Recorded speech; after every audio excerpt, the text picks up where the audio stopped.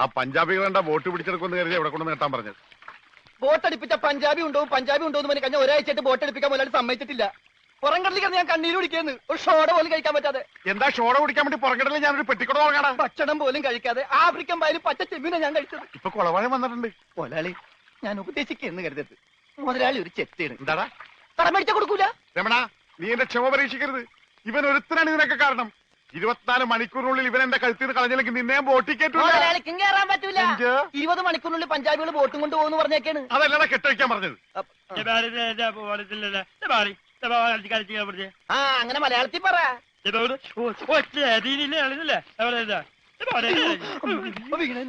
കൊല്ലും ഞാൻ പന്നി.